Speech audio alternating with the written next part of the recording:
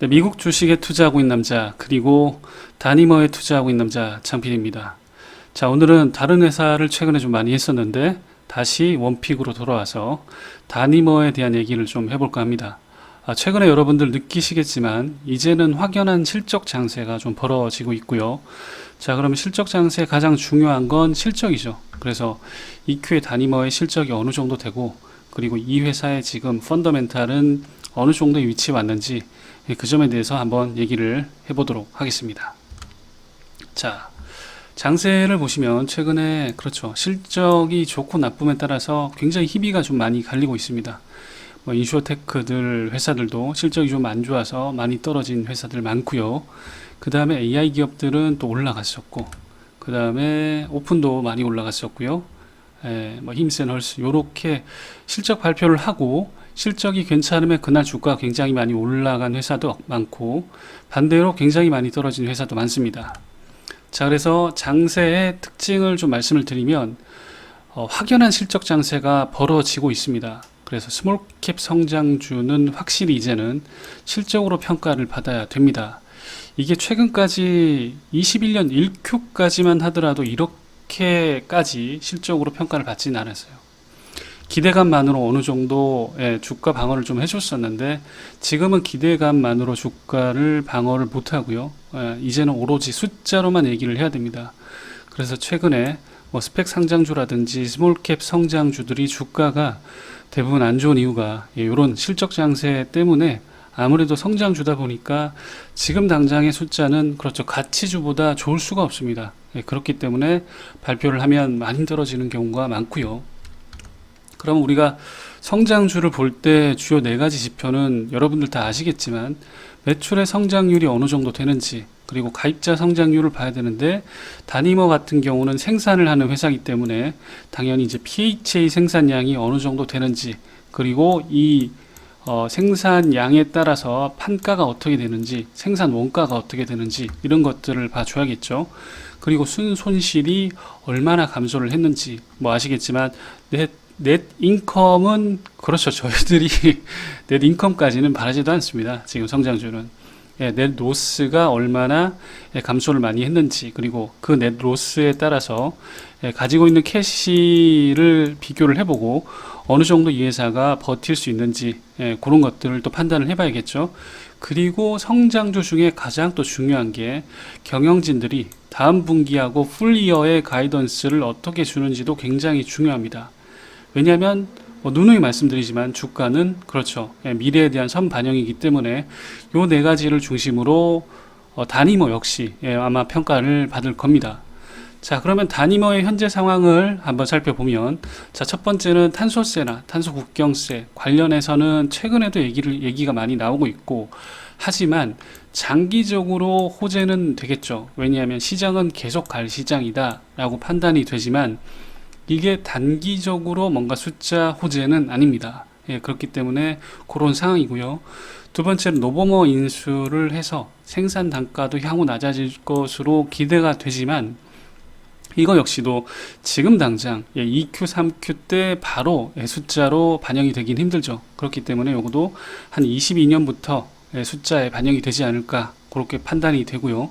세 번째는 단기적으로는 매출 순손실, 재무상태표상, 현금 보유가 아마 주가 하락의 원인을 제공할 가능성이 좀 있습니다.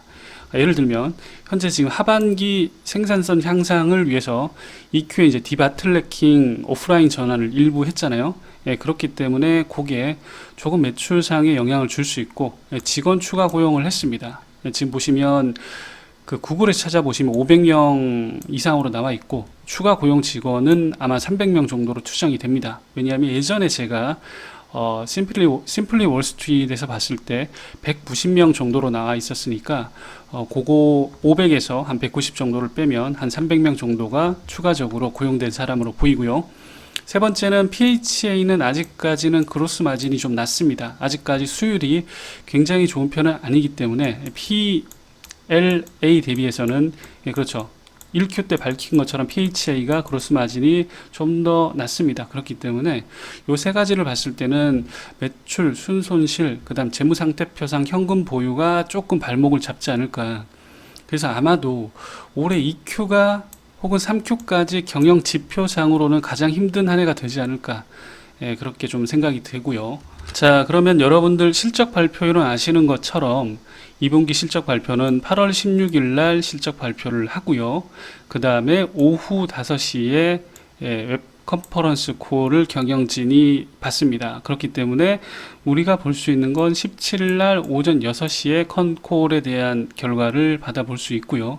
그 다음에 16일 날 장이 마감된 뒤에 발표를 하니까 애프터 아워에서 아마 주가가 좀 출렁일 수 있을 것 같고, 저희들이 주가를 좀 확인할 수 있는 건 애프터 아워에서도 볼 수 있지만 현실적으로 와닿는 건 17일 날 프리장 때 오후 6시 때부터 그 주가가 어떻게 움직이는지 확연하게 느낄 수 있을 것 같습니다.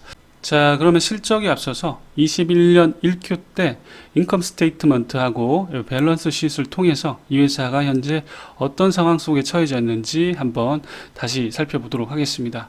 여기 보시면 에셋 중에 캐시를 가지고 있는 거는 312 밀리언이니까 지금 당장 큰 문제가 없어 보입니다만, 저희가 노버머 인수가 그렇죠, 7월 28일 날 인수 결과가 발표가 되었는데, 그때 캐시 트랜잭션으로 152 밀리언 달러를 주고 인수를 했다라고 했죠. 그러면 요거는 2Q 때 실적 발표 때는 반영은 안 되지만 3Q 때는 그렇죠, 152 밀리언 달러가 여기 캐시에서 빠져나가게 됩니다. 그 사실은 여러분들 참고를 하시고, 자, 그 다음에 지금 보시면 레베뉴가 13 밀리언 달러를 했었는데, 그때 당시에 오퍼레이션 상의 로스가 11 밀리언 달러였습니다. 그렇게 좀 증가한 이유 중에 하나가 매출 원가가 조금 증가한 것도 있었고요. 판관비, 미래 확장을 위해서 그때 직원 수와 급여 증가 때문에 증가했다라고 얘기를 했었습니다. 자, 그러면 여기 보시면 오퍼레이션 상의 로스는 그렇게 크진 않았어요. 물론 매출 대비해서는 굉장히 큽니다만, 이 회사가 가진 캐시를 고려를 했을 때는 어느 정도까지 견딜 수 있는 그런 체력은 되고요. 다만 여기 보시면 넌갭이라고 해서 일회성 비용을 제외한 걸 보면 넷 로스는 마이너스 94 밀리언 달러였습니다. 그때 보시면 워런트 재평가로 인한 손실을 일회성으로 잡은 것 때문에 굉장히 좀 컸었고요. 주식 기반 컴펜세이션, 그렇죠. 요거도 좀 컸었고, 채무 손실 일회성으로 반영을 했었고, 그 다음에 퍼블릭으로 회사를 그렇죠, 상장을 할 때 드는 비용이 좀 들었었고, 이런 것들 때문에 좀 많이 들었고, 이런 것들을 만약에 제외를 하게 되면 마이너스 2 밀리언 달러 밖에 안 된다는 게 회사 측의 설명이었습니다. 뭐 아무튼 요건 좀 참고를 하시고, 자, 그러면 시뮬레이션을 한번 해보도록 하겠습니다.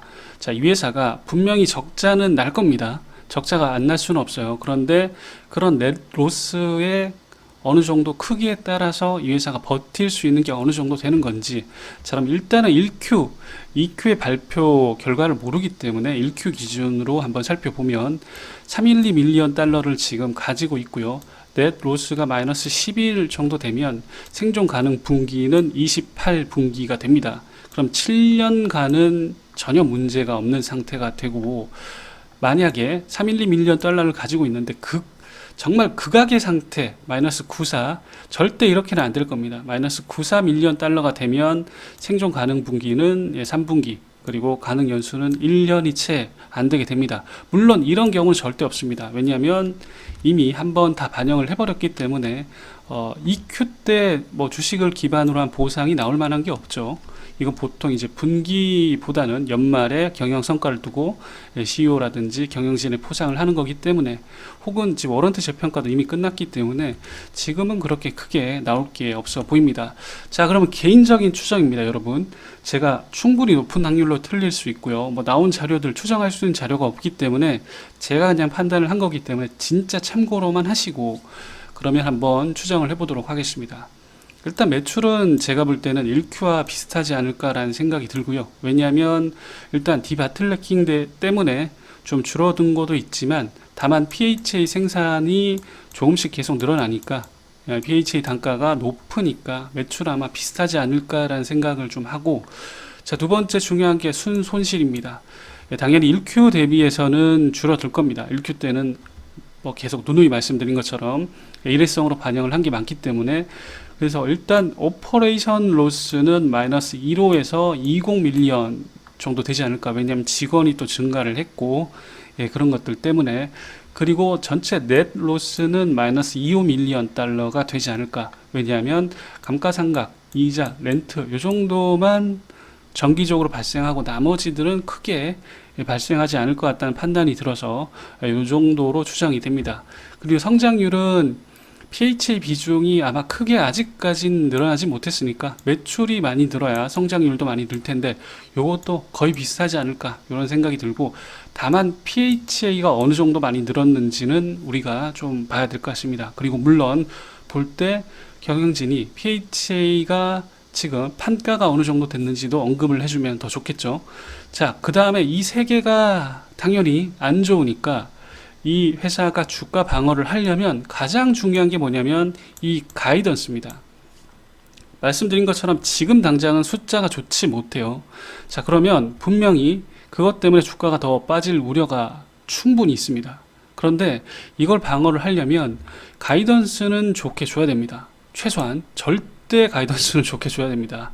그러니까 하반기 켄터키 공장이 100% 운영이 되고, 그 다음에 매출이 추정이 풀이어 기준으로 이 정도는 된다라고, 그런 것들은 나와야 주가 반영이 주가 방어가 될 것 같고요. 가이던스도 좀 애매하게 주거나 아니면 언급을 안 하면 굉장히 주가가 크게 빠질 수도 있을 것 같습니다. 그래서 저는 개인적으로 경영진이 지금 당장은 굉장히 춥고 어두운 시기지만 가이던스는 좋게 줘서 주가 방어를 어느 정도는 그렇게 할 수 있는 멘션을 좀 해줬으면 좋겠고요. 자, 그러면 하락폭이 만약에 크다고 여러분들이 그냥 일방적으로 매수를 하시면 절대 안 되고요. 이 네 가지들을 종합을 해보고 여러분들이 판단을 하셔야 됩니다. 아, 지금 이 정도면 나는 매수를 해도 좋은가?